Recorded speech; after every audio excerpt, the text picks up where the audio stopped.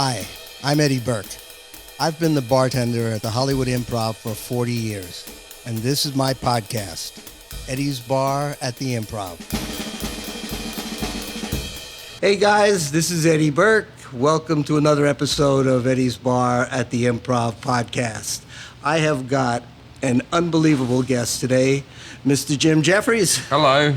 Thank you very much for being here, Jim. I really appreciate it. Thanks for having me. Oh, God. See, it's good to see this place in the daylight. That's the thing with bars and stuff. They always look so much weirder with the day. Like, not that it's dirty or anything like that, but I mean, it feels like, I don't know. It's just different. No, everybody says the same thing. It's like, wow.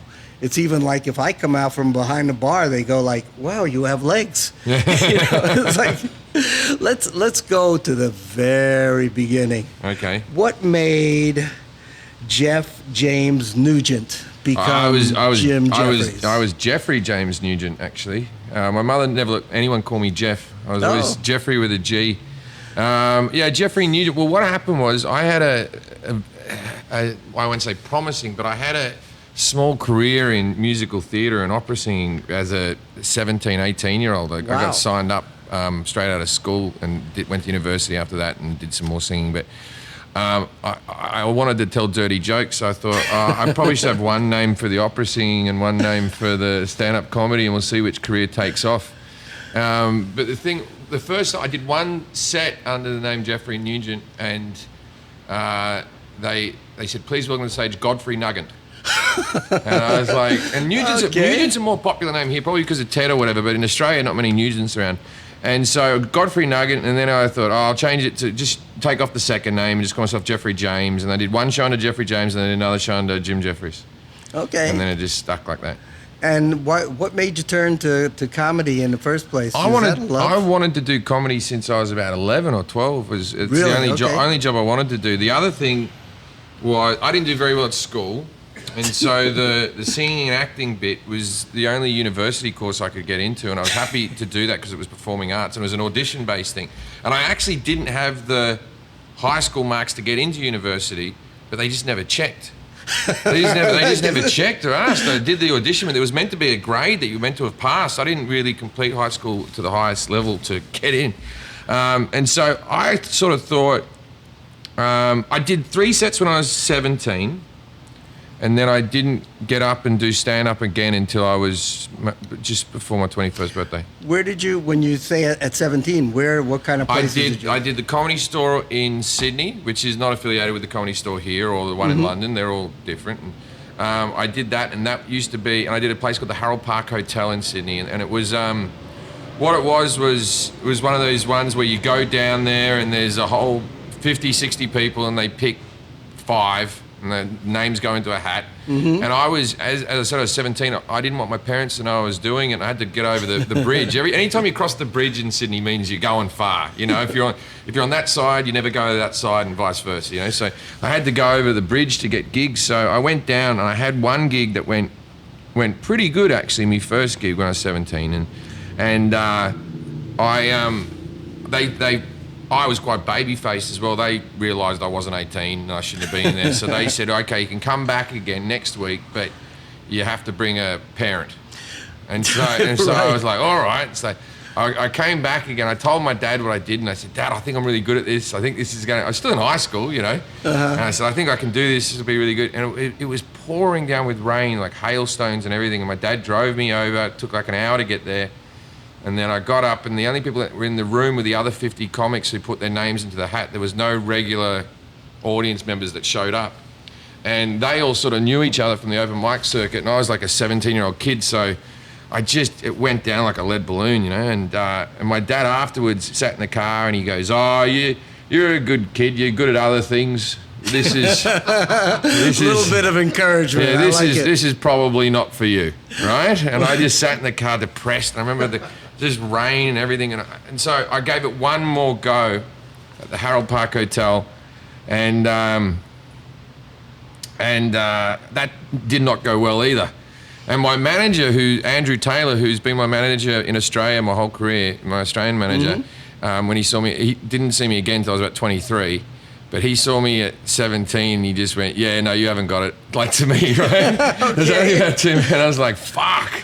And so I just didn't do it again. And then at university, I realized I wasn't as good as the other kids at the singing and dancing and all that type of stuff. And I was just getting by. And I decided to start doing stand-up again. And maybe I was 21 or 22 then. And I started my own comedy night, which is what a lot of people do. You start your own night, you book acts, and then you get to MC it, and you get to work it out. And also, I had the hookup. I was at the Performing Arts University. I could bring a whole audience each time, you know what I mean? And I'd say everyone got 2 free drink vouchers. The place let everyone have 2 free drinks. It was like a good deal. And so I went along and I did that for a while, and I got pretty good fairly quick. And then there was a comic called Gary who still gigs around Sydney, who had been on it. It was a sitcom star in Australia. And he came out to do a tour of all the gold mining towns in Western Australia. And he did a set with me in Perth, and then he goes, do you want to, because I'm from Sydney, but university in Perth, and then he goes, do you want to come and do these gigs, open up for me? And I thought, that's $50 a show. $50 a show, that's too big an opportunity to knock up. So I quit university. Didn't tell my parents. Oh, man. And I was in a van driving around the gold mining towns. And these are some real gigs to get good at, because these are towns where there's only like 1 woman to every 8 men. $50 a show. You had to think you were $50 Australian. That's about $40 American. You got to put this in context. This is it's still, that's a lot. And so he drove. But these towns are all like, it was just men that looked like they were out of a movie with like cowboy hats and everything like that. They'd been down in the mines all day. They got loads of money. The bars over there, this place like Kalgoorlie in Australia, which is the biggest man-made hole in the world, digging for gold and opals or whatever. The bars there, all the bartenders are called skimpies, which you couldn't work there because they're all topless. I could work topless, but they wouldn't stay. Well, it's not a strip club. It's not a strip club. They just do that so you know it's not a gay bar. Oh. Right? Because it's just men in there. Oh, There's no, we haven't got, gotcha. It's just men drinking beer, and without a pair of tits in the corner, how would we know? Men dressed as cowboys, no less. Right? So like that was. Well, that makes sense. So I remember I was doing gigs, and there was just like a topless woman behind the bar, and a whole lot of guys dressed in cowboy hats, and that was sort of my first. And that tour went for about maybe 3 weeks, and there was like 3 or 4 gigs a week, in these little towns and everything. And then I went back to Sydney. And I told my parents, and then I'd already bought myself a one-way ticket to London. And then before you saw your parents. Before I saw my parents, I said, I'm going to go, because I realised there wasn't enough comedy clubs in Australia. There's no way in Australia you can really be a club comic and earn a living. It's impossible. Because there's 1 comedy club in Melbourne, 1 in Sydney, 1 in, there might be 2 now, I don't know, but it's if to be a successful comedian in Australia, most of them become morning radio guys. Well, before we get out of Australia, I have a question. Sure. I was just going to keep going like it was a biography. No, I want to hear that, but I have to ask you this question. It's when you were 17, 16, your father was teaching you how to drive. Right. And you learned how to drive in a Holden Apollo. Holden Apollo, yeah. And I want to know what the hell a Holden Apollo is. A Holden Apollo is a rebadged Toyota Camry. Oh, okay. Yeah. Because Holden's an Australian car. They just stopped making them in the last couple of years, but it was Fords and Holden were the 2 Australian-made cars. Okay. And Holden's made, the Monaro, which I think is what Mad Max drove in the original film with the nitro and all that. Yeah, that's a Holden, yeah.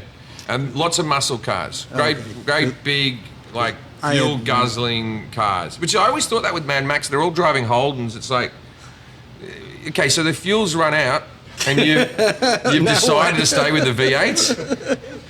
Like we've got smart cars and stuff. Like, you should all be driving around in Priuses with your big skull masks on or whatever. Are you kidding me? Yeah. Stay with the V8s. So you go to London. I go to London. I find out that there's a waiting list. There's a lot of dodgy things you could do before the internet, right?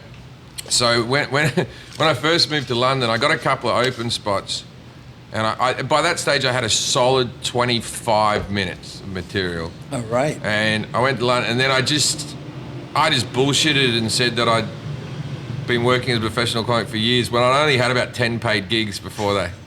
But I just had to get my foot in the door. There's nothing wrong with lying on your resume as long as you can back it up, right? So, that's exactly right. So yeah, so I there was some lean. The first 3 years in London were very lean. I was making maybe 12,000 pounds a year off stand up, and then the rest of it was bartending, and just sort of hustling around. I worked very briefly as a Budweiser rep. And they gave me a smart car that was covered in Budweiser bannering and all that type of stuff. And then what happened was they just had this like cold audition where people came in. And my job was to go in there and talk to all the reps. And then during I think the European Cup was on then, and then the World Cup, Budweiser always sponsors the soccer, right? Uh-huh. And I had to do all the bunting around the bars that said the World Cup and that sort of stuff. And I can't make things look nice. I can't do, but I wooed them. I was all funny in the interview, and I got the job. Anyway, I had the job for about 3 weeks, and then there was drug testing for that particular job. There we go. Right? There was drug testing for that job, and that's like they were going to do hair follicles, which you can't really cheat. That's why I believe that's why Britney Spears shaved her head. That's why I heard. No, because she had the custody battle and all type of stuff. Because everyone goes, oh, she went crazy. I think she just went fucking test away. I think you're probably right. That makes sense. And so I went into this drug test, and I'd done ecstasy 2 days, cocaine the day before, ecstasy 2 days earlier. I had everything in my system except for weed, and they said that weed sort of lasts the longest, they reckon, or I don't know. But that's what 30 days. 30 days, and you can get the other stuff out of you. And I went in there with the full expectation of being caught and fired, but I was just like, fuck it. That's how we go. Here I am. You want a follicle? Yeah. I let them, they took a bit of hair, and I fucking, because I don't know why Budweiser reps. I didn't have any alcohol in my system, so that's all they should be concerned with. I wasn't drinking, and I wasn't high at work. I'd probably come back from a rave or something. I think I'd been at Glastonbury or something the week before, so I had my reasons. It wasn't like an everyday thing. Well, it should have been. It wouldn't have made any difference. It should have been. I still wouldn't have gotten fired. How long did you stay in London, in England, doing comedy? I stayed in England. I lived in Manchester for a bit of it, but 10 years. I've done 11 years here and 10 years there. Were you on your way while you were there? I mean, did you get to a level of? I got to become. At one stage I was the biggest selling act at the Edinburgh Festival. I did it, which was like a 1,000-seat venue for 27 shows, you know, but like most venues there are 50 seats, 40 seats or something like that. Right. So I did, I think maybe 8 or 9 Edinburghs, and I went up every year. And that taught me a lot, because that was like having to come up with a new hour, and that was still pre-YouTube or pre everybody sort of doing things online. What it was pre everyone having a special. It used to be like 5 people had a special, and everybody else was working on their 5 minutes to get on Leno. Right. And so when I came to America, because I've been doing Edinburgh all the time, when I did the Edinburgh Festival, I used to have my 20-minute set, but then each year I had this hour that I had to write. So I'd always find one story, and I'd try to stretch this story as long as possible, because I had to fill an hour of material every year. And that taught me to do these long-winded stories where I went on tangents and all that sort of stuff. So I went to Montreal to do Just for Laughs, and they had me doing the Nasty Show. And I think that year was like me, Louis C.K., Patrice O'Neill, and Dave Attell was the lineup. Wow. What a lineup.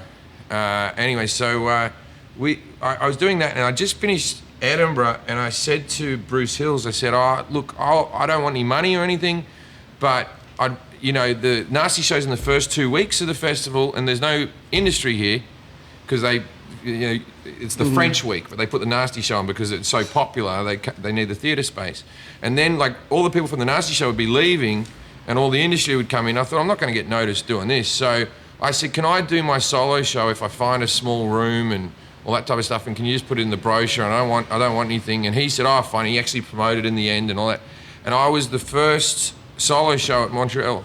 They do them all now. They do like 20 of them now, but they never.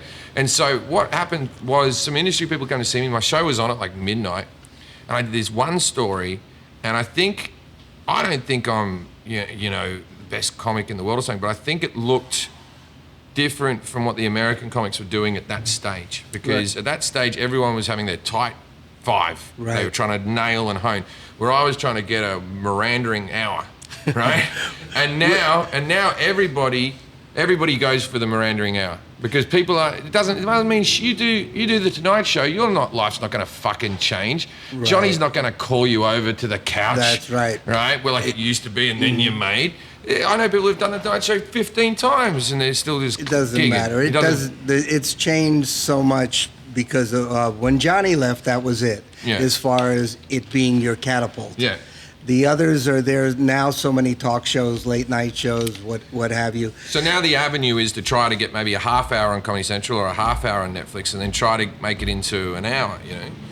You did a lot of festivals. You feel like that was kind of like your training grounds? I remember doing Edinburgh for the first time and just feeling really, maybe for the first time in my life, and I was like 23, just thinking, wow, this is cool. This is just a whole lot of people who are like me. Because in Australia, it was like 15 open mics at the time that were any good, and then there was the guys that were famous that you never talked to, but just people from all over the world just coming. There's thousands of shows at that festival, and then just afterwards, just meeting degenerates and getting drunk.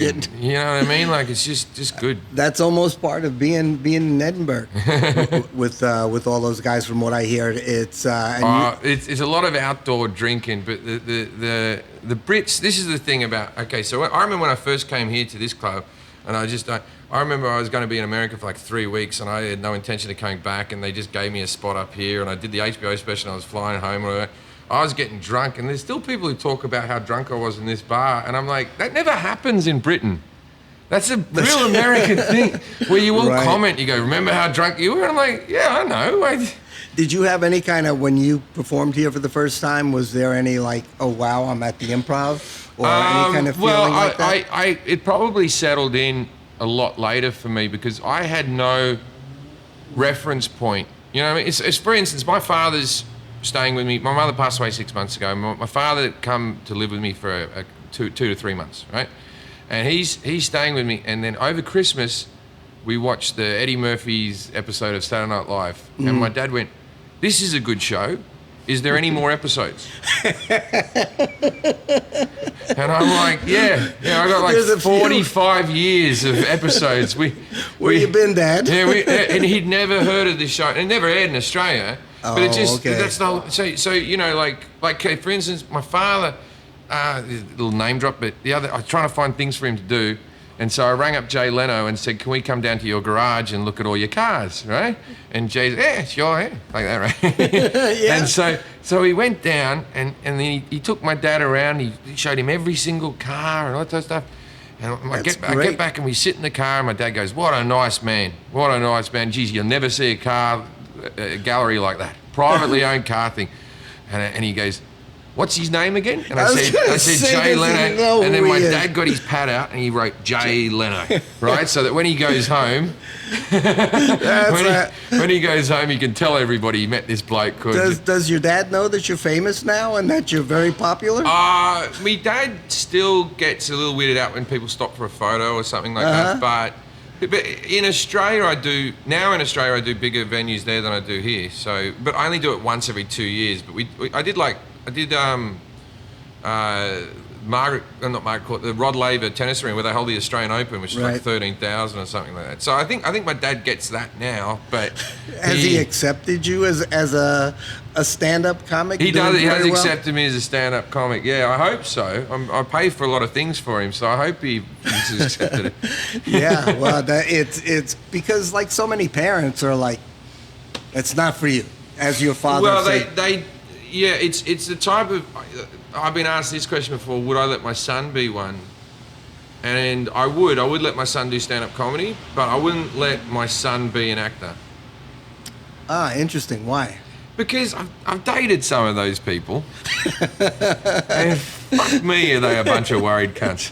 They're all sitting around, like not just the women or the men. And the actors are just, they call themselves artists, but they're not. They don't write any of their own stuff. It's just it's.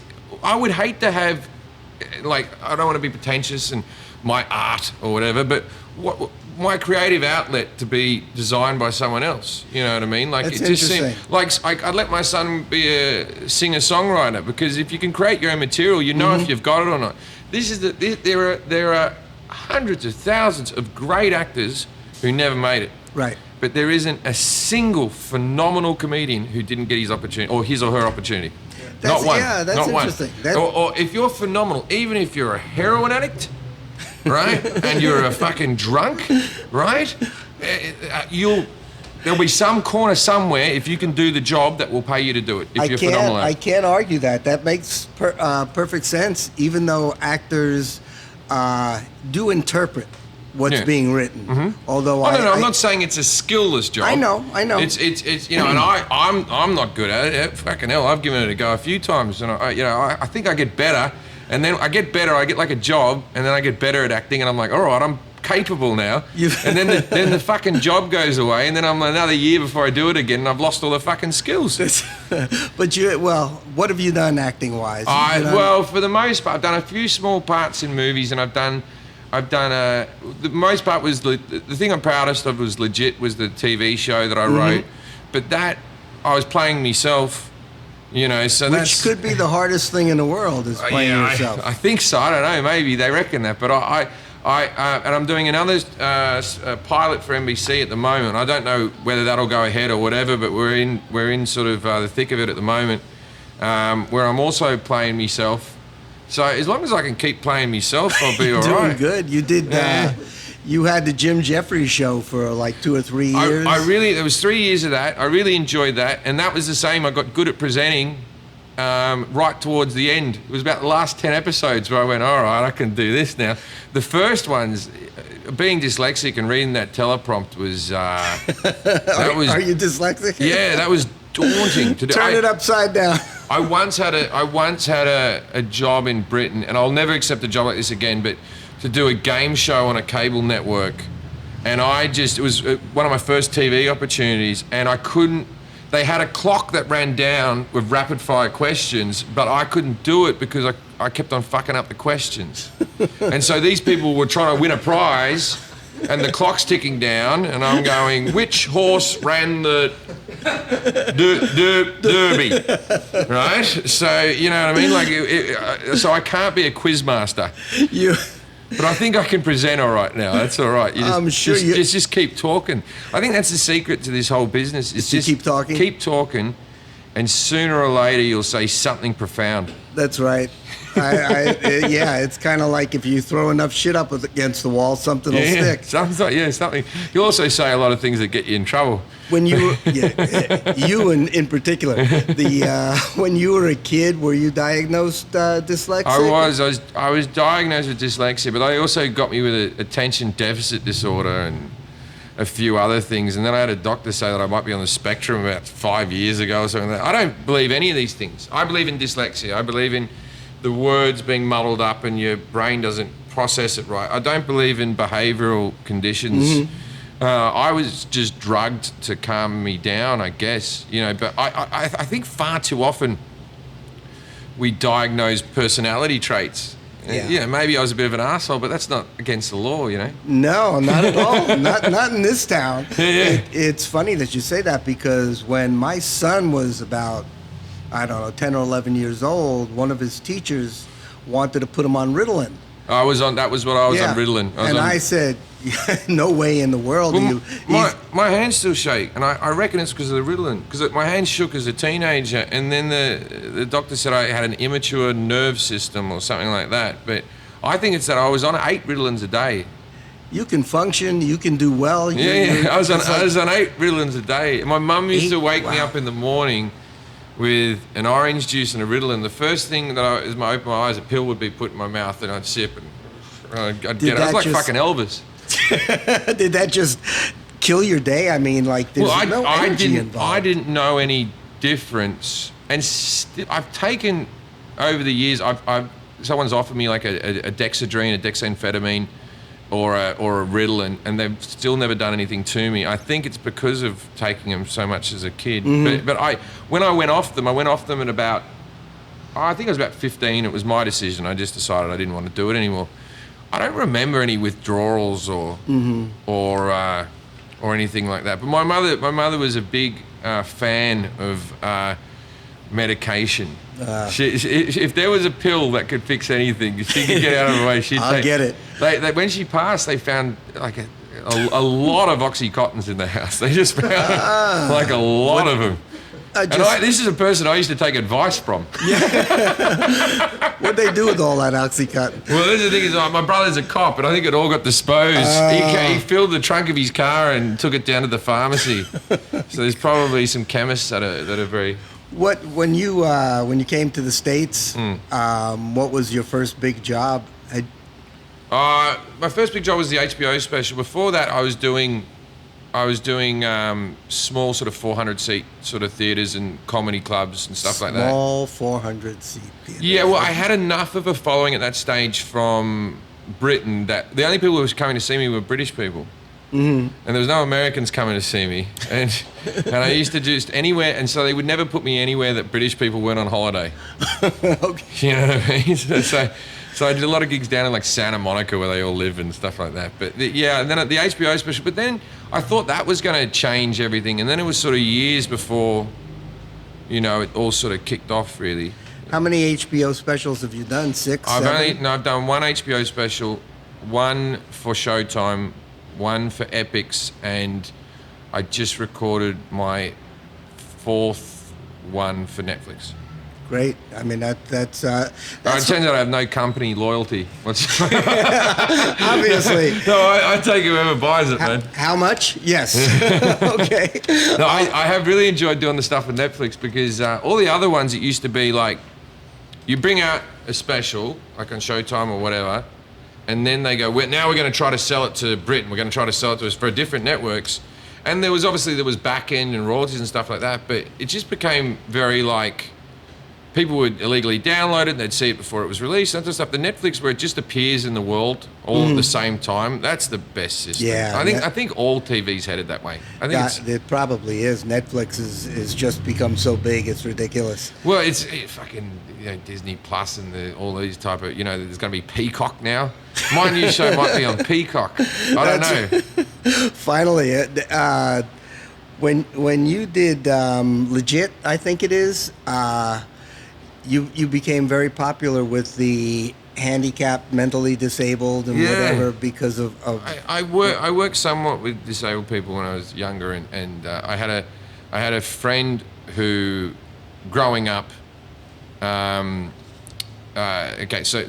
in the show it was a childhood friend, but the reality of it was I do a stand-up routine where I say it was the kid that lived down the street, but the real story is it was the guy I lived in college with.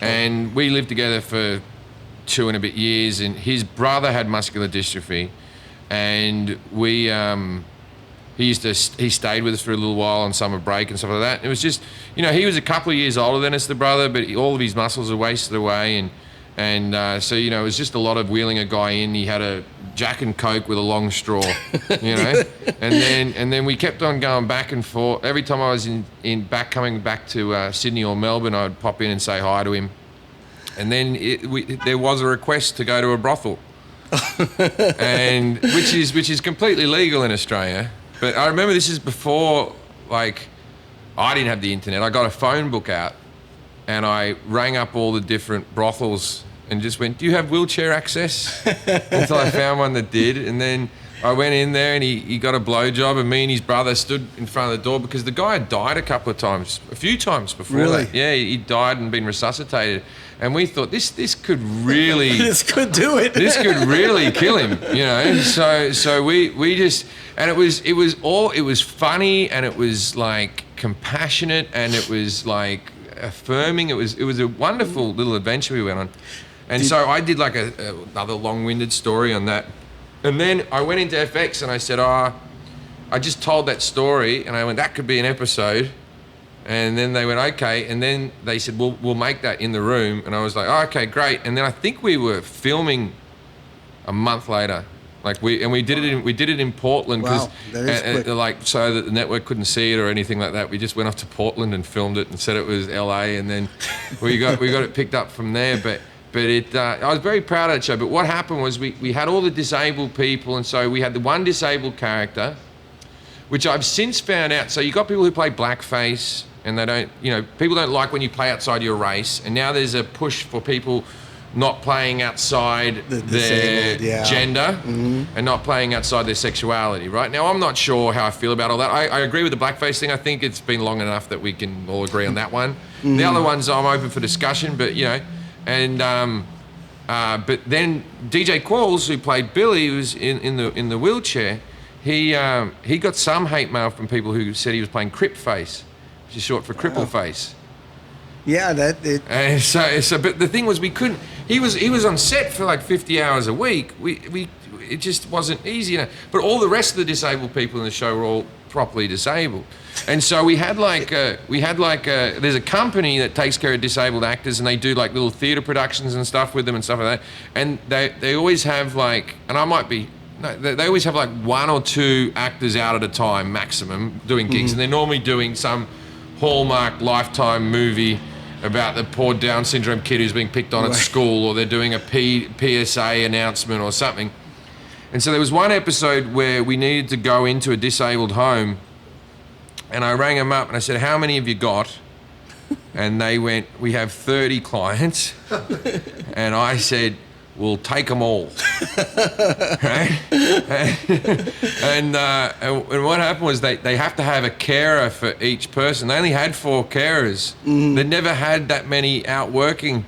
And so I think it wasn't union because in the end we said, yeah, we got carers and stuff. And I remember we were in this field, some of them were wandering away, and it was wheeling off and all that type of stuff. It was like herding cats. But do you feel an empathy for disabled, maybe because when I disabled, people that are, what's the word, politically correct these days, the people that are, let's stick with disabled. Yeah, I think disabled. Let's say the DL anymore in baseball, it's the IL. Yeah, it's the injured list. It's not the disabled list anymore. That's right. That's exactly right. Yeah, they got rid of the disabled list on the baseball last season. That's right. I didn't know that. And I'm a big baseball fan. And now they go, he's on the IL. That's right. Not the disabled. That's funny. But because of your diagnosis. I think. My exposure to my friend's brother has probably given me a bit more. But also over the years as a comic, and I'm sure a lot of comics will have similar stories, you do a lot of charity gigs. And when you're doing a lot of charity gigs, you meet a lot of different people. And I definitely had an empathy for that situation. And so it was vital that in Legit that they were never... Their disabilities weren't ignored at any stage, but they were just treated like one of the regular characters.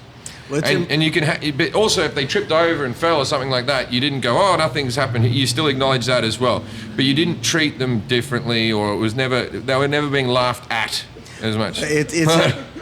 What did I say wrong? About you didn't ignore and go, nothing's happened. Yeah, you know what I mean? Like, you'd ever go, oh, no, everything's fine. No, you just fell down. You still went, what's going on over there? Yeah, so I'm still friends with the guy Nick Daly, who played Rodney in the show, who had Peter Willie syndrome, and he was like probably the 4th lead in the whole show. It's important that people like you that are at a certain level in entertainment or as a celebrity bring that to light, though, because most of us are not aware of really everything that these people go through. Well, the feedback I got from a lot of their parents and from a lot of them as well was that they'd never been booked for a comedy before. Okay. They were always booked to do dramas and all that type of stuff, yeah. Well, because that's interesting too, because I guess the fact that you can laugh at that makes it interesting for you. It happened very organically. There was never a mandate that we were going to book a whole disabled person. It's just you have one disabled character that was organically there. He's got to live in a home. You have to populate that home. you know. Right. That's and then right. all of a sudden, all of his friends were that. And also, I drew a lot from my friend's brother, who there was certain things that in his community that there was big losses that happened in the muscular dystrophy community. There was the moment that you could stop playing video games was very sad. Because the thumbs were the last to go, and as long as they could do that, they still had an outlet and activity. Right. And then once that happened, they always got depressed as soon as they could stop playing video games. It's back. So we did an episode about that, which is a weird thing to. Yeah, and like I said, I think it's really important that you do that because people, most of us, are not aware of. Yeah, okay, you see a disabled person and you go like, "Oh, I feel bad" or whatever. Yeah. But you don't know what they really go through, and the fact that, like you said, the thumbs are the last to go, and when that goes, then what? It's funny because there was one episode every now and again that I'd have to put like two episodes, two comedians in an episode. Like I'd be in a comedy club and I'd bump into a couple of comedians or what have you, and then I just rang up a couple of my mates and they to just come in and do these lines. You know, they're like 3 lines each. And so I ring up 2 friends, Lachlan Patterson and Brad Williams, to come down and do an episode. And the director's like, "What did you get me a dwarf for? We've already got..." like he thought that I was doing that on purpose just to add more layers to the whole thing. I was like, I just didn't think about it. That's funny. Back here, you did a podcast with Eddie If for a little while. I did, yeah. Talking shit. How did that come about? With you Oh, and we Eddie? were just living together back in the day. When I first got here, he had a spare room, and we'd known each other from England, and you know that was at the dawn of podcasting. Because Eddie's podcast is one of 2 that I've done. He was, and you were obviously gone by that time. It's and sitting in his sofa in his living room, just talking He's shit. got a bus now, doesn't he? He's gotten rid of the bus. Yeah. He has now got a different podcast.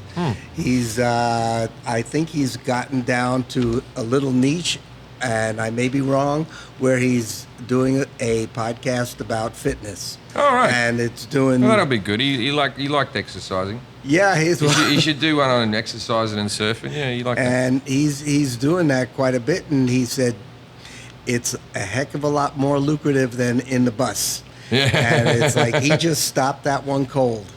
Yeah, it's funny. Like, I would like to do a podcast where I just talk about pinball machines, but I feel I have to talk about it. But and you know that would be great. I'm starting a new podcast in the next few weeks. We're just looking for a studio at the moment, and the new podcast is going to be called "I Don't Know About That."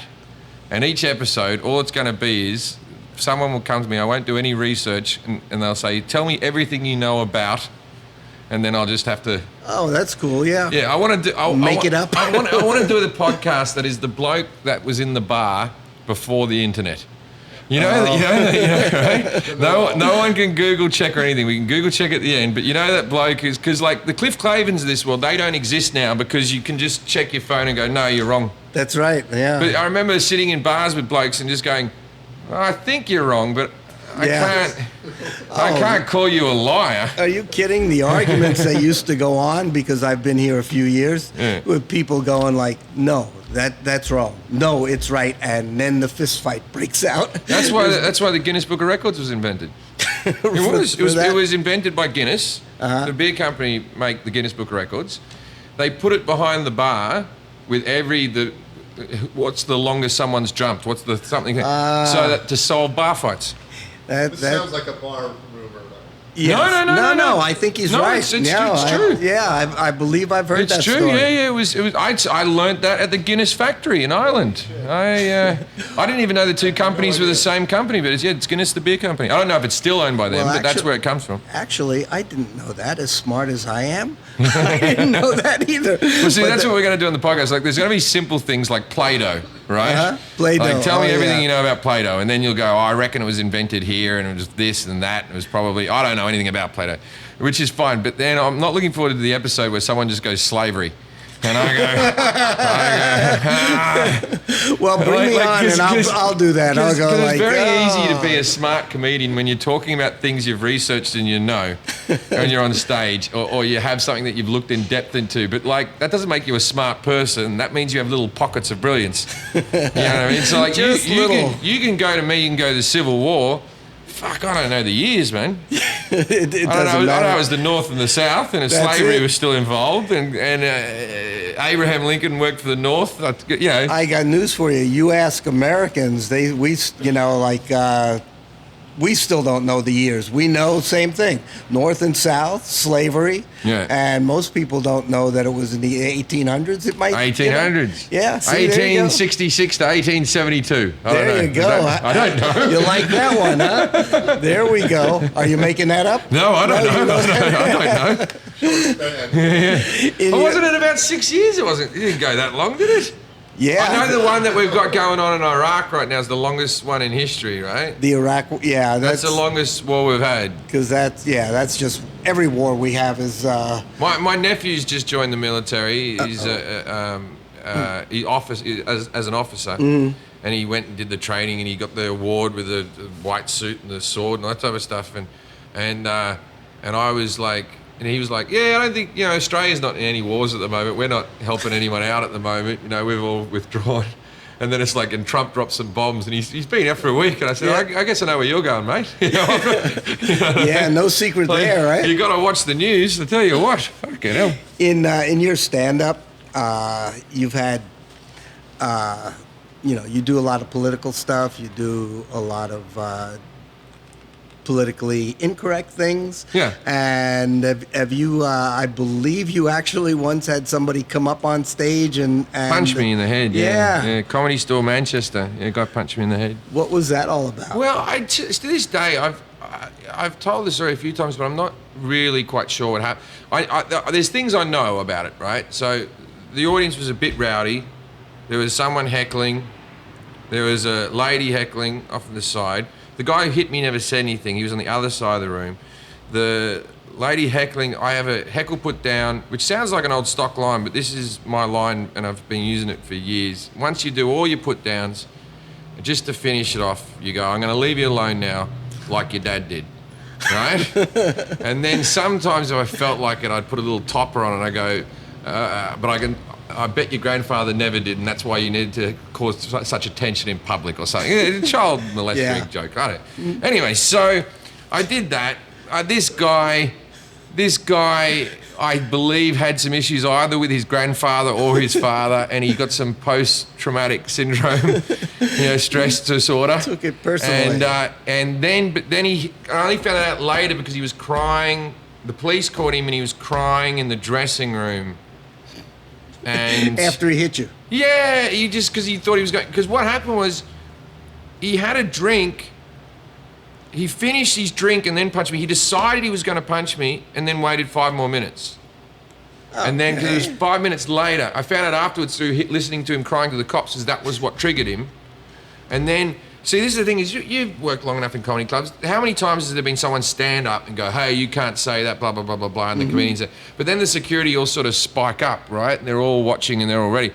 This guy didn't say anything. There was loads of security in the room. He didn't say anything. He just ran up and punched.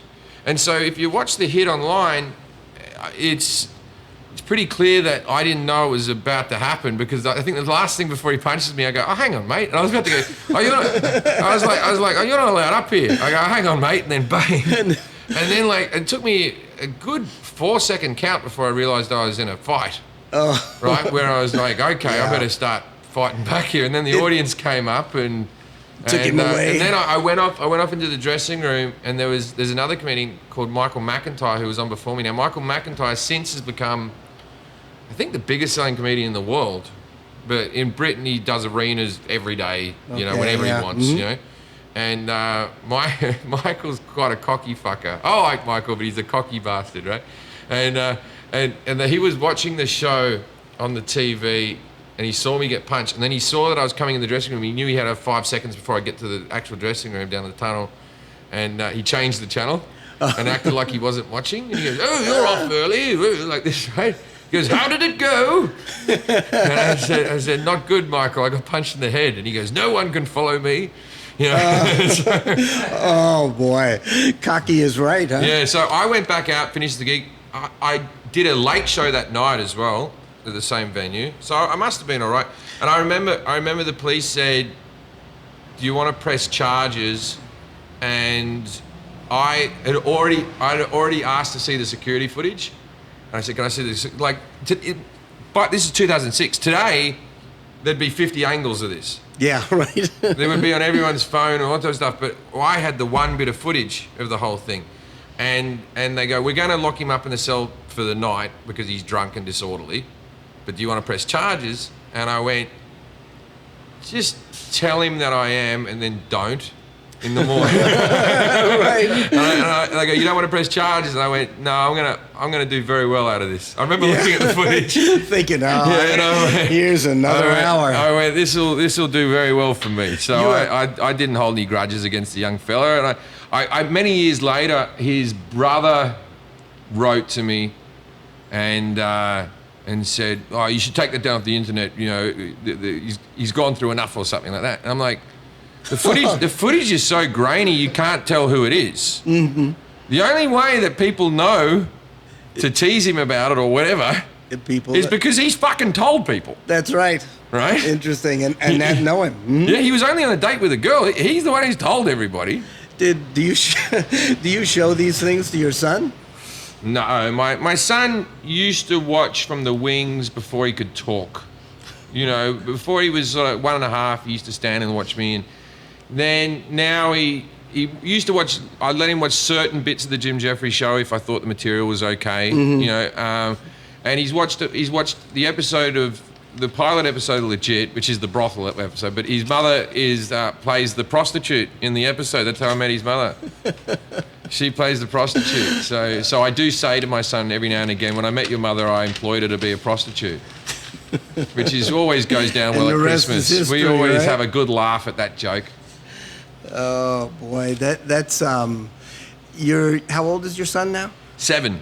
So he's actually old enough to know what's going on. When he was about 1.5, I was doing a gig in Adelaide, and I was just performing, and he wanders out in his pajamas holding his teddy bear, just wanders out on the stage. Wow. Walked up and he grabbed my hand, and I'm just like, so I sat down in the chair and I nursed him, and I was like, "Are you all right, man? You're all right?" And then his mother and my manager were just drinking downstairs and had lost him. Well, guess what I found? And he just wandered on by himself looking for a parent, right? And then they all stumble into the wing, and I'm like, "No, I've got him," like that, right? And so I'd given him the microphone. The audience thought he was adorable, and he's just making fart noises, like that. He's killing, and I went, "All right, here's your mum, time to go back." And then everyone started booing, like, "Oh, we want to see more of the kid." And I was gonna say that. I'm like, "What the fuck are you? If you want to see a 2-year-old fart noise, you want them That's right, they do. What do they? There's a show business sort of saying or whatever. You don't ever want to have a kid up there with you or whatever. An animal. Yeah, or an animal. No children or animals. You're done. You have 2 older brothers. Yes. How do they react to your career? Are they? My eldest brother, who's a cop, who was actually on an episode of the Jim Jefferies Show. We did a ride along with him.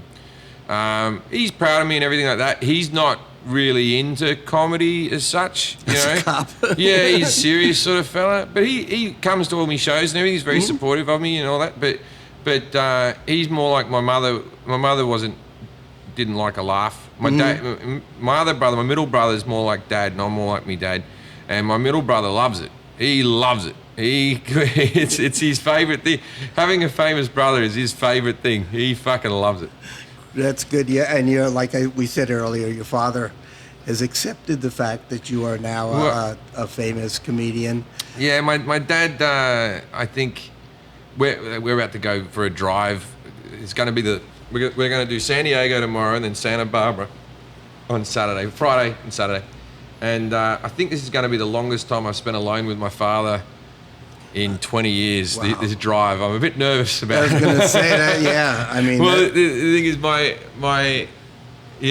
father has become more vocal since my mother's passing, because now his opinions can all be heard without someone telling him to shut up all the time. And it turns out he's got a lot of things to say. Was your mother like that? Like my mother's very stern. She liked the comedy and all that sort of stuff, but she never could travel out to see me in Britain or Australia. She wasn't mobile enough, and her biggest disappointment was that I was never on Australian TV. Because that's what fame is to her, or success is being on Australian telly. And I was never really on Australian telly. And, you know, my show aired over there, but, you know, I was never on their equivalent of a late night show or something like that. So my mother always wanted that. In your stand-up, where do you think there's a particular time that, like, where you went, okay, I've made it. There's two moments. So the first gig I ever did in America, the first ever gig, was I opened for Dennis Leary at the Beacon Theatre. I did 5 minutes. In New York. And that was just because what happened was my agents needed some gigs in the diary, some big gigs for me to get the work permit to come out here, right? So they also took care of Dennis Leary. So I was on that. I think like Robert Kelly was on it and a few other, but it was Dennis Leary and friends, right? There was like five other comics. And I remember going out into that theatre, and it's over 3,000 seats. And I remember thinking, man, if you ever sold this out, I'd never been in front of such a big crowd. I was like, if you ever sold this out, you really made it. And then maybe 5 years ago, I sold it out twice. And that was like a real milestone for me. And about 6 years ago, I did Carnegie Hall, and that was pretty cool. Wow. And that's not actually that many. It's only 2,400 seats. It's not a massive place. But there's just something seems so otherworldly about that coming from Australia as a kid. One of my pet hates about Americans is whenever you win an award, you all go, who would have thought that a young girl from Oklahoma, right? You all go on about, like, what, you're a fucking 2-hour flight away? Shut up. Shut up. You live in Hollywood now? Did you come here by bus? Shut up. Right? Like being an immigrant, you do have to fight to get into this country, and you do have to fight to get the work permits, and they don't give them to everybody, and you do have to pay shit tons of taxes and this and that, and, you know, you have to do everything by the book and all that sort of stuff. So I do think that, you know, you could probably, I don't know of another Australian stand-up comedian who's played Carnegie Hall, but, you know, there's probably only a few handfuls of Australians that have played it in any form. You know? Do you find a big difference in your audiences between here and Australia and England? No. I find there's a fallacy, and it's the ego of every nation that we all think we have our own sense of humour. The Australians are adamant that they have the Aussie sense of humour, and then I'll get on stage here and I'll crush, and then I'll sit here, and then some Australian bloke will come up to me and he'll do this. Oh, don't worry about it, mate. These Yanks don't get the Aussie sense of humour. I was laughing. He's like, what the fuck were you? Like, Australians have this thing called the tall poppy syndrome, where we cut you down as soon as you get quite big, you know what I mean? The media and everything really go after all of our celebrities. Oh, I don't think that's Australian. I think that's even here. As soon as somebody makes it, we're looking for some reason to bring them down. I mean, it just doesn't. That's why you have the Inquirer and all those things. It's like, okay, now we have somebody that we can go dig up dirt on. Yeah, I was always, my shows got reviewed really well in Australia before I started selling the big arenas, and then they got reviewed because it's just like, who does he think he is? You know what I mean? Now the British are the best hecklers. That's the only thing. They're the best hecklers, and it's something to do with the British psyche. With the, you know, they don't need entertainment at sports. They need the football match. They don't have any cheer girls. They don't have any like, whose house is this? They don't have dun dun dun. You're right. They don't have any of that shit, and they're all singing. And like, you always look at it and you go, who started the song, and then how did everyone else know the song? And these songs sometimes have different lyrics. Did they get together before? This is pre-internet. They've been doing this for fucking ever. Yeah. And they're all singing along, and then they have banter and little things and all. And there's no screens up telling you to clap your hands and let's go Dodgers. None of that shit, right? You just do it. And so the Brits are very good. There's a sort of a famous story from the London Comedy Store where Kirk Douglas' son, I think he's since killed himself, and it's not, I hope this isn't why, but not Michael Douglas, the brother, Eric. Oh, yes. Eric Douglas. Eric Douglas, for a while there, was dabbling at being a stand-up comedian. He used to work here. Oh, did he? Or did he work here or used to come in a lot? One or the other. Right. Well, Eric got up and did some stand-up at the London Comedy Store. And I've been told there's footage of this, but I haven't seen the security footage. But he got up and he was not getting anything from the audience and a few heckles and all that type of stuff. And then he goes, hey, do you know who the fuck I am? Do you know who the fuck I am? I'm Kirk Douglas's son. Right? And then someone stood up and went, I'm Kirk Douglas's son. Yes, I'm Spartacus. And the whole crowd did it. Even people who didn't get the Spartacus reference, they were just like, we're doing this, are we? All right, fucking hell. That's beautiful. That is so beautiful. He was a sad case. It's too bad. Go up on stage and do that. It's kind of like going up on stage. Like I've watched open mics and some comic will do a joke and then nobody will laugh and they'll go like, well, that was my best joke. And I yelled, well, then you better get off. It's really that simple. Yeah. Who were your heroes growing up, comic-wise? Well, see, my heroes now versus my heroes growing up are two different things because, like I was saying about Saturday Night Live and all that type of stuff, my favourite comic of all time is George Carlin, but my first experience with him was as Rufus in Bill and Ted's Excellent Adventure. Mm-hmm. Unless your parents bought the albums, you didn't have them, mm-hmm. right? We didn't have HBO, so these shows didn't air. I never saw an HBO special, mm-hmm. you know. And so he became, after I became a comic, he became my favourite. But before that, it was Eddie Murphy because Delirious and Raw were the only things that were on VHS in the video store that you could rent. My brothers got it when I was like 5 and 6. I just being fascinated by someone swearing that much and not getting in trouble. You know what I mean? Like you just go, that's unbelievable. Just not even the content. I knew he was funny because the way his face was and the way he moved and all that other stuff. But as a little kid, I just like, this guy's just out of control. Was like the whole thing. And then there was a guy called Anthony Morgan, who was an Australian comic, who I believe does it occasionally now and sort of lives up on the coast of Australia. I don't know much about him. I've never met him, but he was my favourite Australian comic.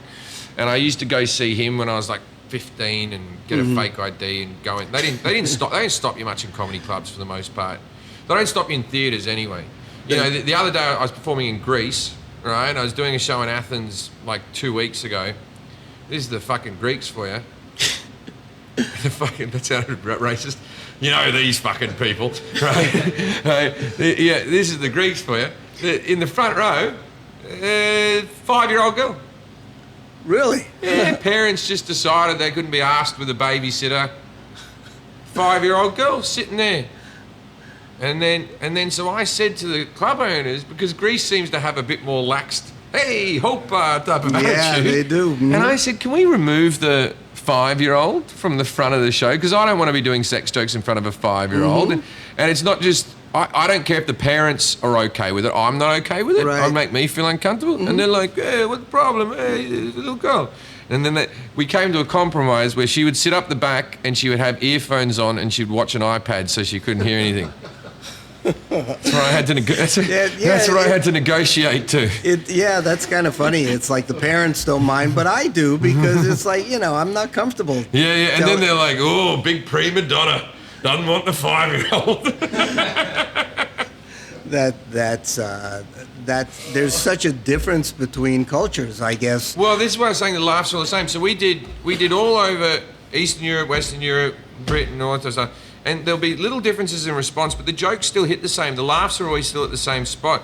What you'll notice about places like I've done a lot of gigs in Holland now, and sometimes they're a little slower on the laugh because they're translating still. But the one thing they do, if a joke doesn't work, they assume it's their fault. Oh, really? Yeah, they go, oh, it must be us. Nice. Oh. I like that. Yeah, they go, oh, maybe we don't understand his phrasing. Oh, no. So that means I could even do stand-up, and I can't tell a joke to save my life. I think one of the jokes have to work. You can't. Well, like you can have a joke here and there that I spec it through. Right. If you do them all in a row, sooner or later they'll go, no. There's a rhythm here that's all out. That's it. Yeah, I admire I've been listening to so much of your stuff lately, and it's your comedy is unbelievable. Thanks. I love the politically incorrect stuff. Right. I love the fact that people go like, respond to you with like, like in the audience, they love it. Yeah. But you also get reactions from reviewers. One review I believe I read where they put your joke down on paper. Yeah. And it reads horribly. Yes, I'm sorry. It reads like a crime. Yeah, no, there's lots of times that you say something on stage and then people review the show and then they'll go, and this is what he said. And you'll go, right. I had a throwaway line or something that I did in one of the audiences, one of the gigs in London, and then they reviewed it and it sounded horrendous. Of course. But that's a testament to how good comedians, how charming comedians have to be on stage to get away with these things. So the whole, I've never been the best joke writer, and I've also never been, my timing's a bit all over the place. There's other comics who have a real good timing that always seems to come through. I think the skill that I have more than most is I can say offensive things and still come off somewhat likable. And that's a skill, because sometimes I watch like an open mic night and someone says something that's less offensive than what I said and I'm like, ooh. Yeah. You know what I mean? I do believe that I'm the reason that the word cunt is acceptable in comedy clubs now. Because you think back 10 years ago, it was banned. Comedy clubs all across America, they used to say to me, you can say anything but the C word. That's what they used to say. They didn't even say I couldn't say the N word. I guess that was just I don't want to, but I'm just saying they didn't even say that. They go, you can say anything but the C word. And I remember going, I'll be okay. You know what I mean? And you were. Yeah, and then I just kept on doing it. And then I think other comics were like, well, if he can say it, why can't? And then the floodgates just open, because now comics say it all the time. Yeah, the world is a little weird when it comes to stuff like that. They accept things, and I think the fact that your stage presence is a big winner. That sometimes you don't even have to be funny when your stage presence is good or great. Yeah, I used to have a friend that I used to do comedy with in Manchester, and we used to sometimes just go down to the comedy clubs, and we're always drunk or high when we did it, but we'd have a little competition with each other. We had to get up and do 5 minutes, but we weren't allowed to tell a single joke. Right? You weren't allowed to say a single joke, right? You just had to be entertaining for 5 minutes. That's a trick. Yeah, How do you do that one? I don't know. You used to just get up and talk to people and stuff like that, but you couldn't say anything funny. But like, it was a win if you could hold their attention. And then you'd get off and people would be like, what was... Because if it's over 5 minutes, I think they assume you're about to start. Right? Like this guy's about to get going. Wow. Jim, I want to thank you very much. I really appreciate you being here. Thanks for having me, man. And before you go, I want to give you one of my t-shirt that is a classic. It's a collector's item. That's because there aren't many out there. Nobody wants them, but that's not true. Here we go. I want one. Yeah. All right. We hold it up for you. And again, I want to thank you so much, and good luck in your podcast. I'm sure it's going to be great. If you ever have a topic that you're more knowledgeable than anybody else about that you want to quiz me on, without a doubt, I'll let you know. And good luck with your pilot too. Thanks, man. Guys, thank you very much. I appreciate my 3 listeners listening to this podcast, and we'll see you next time.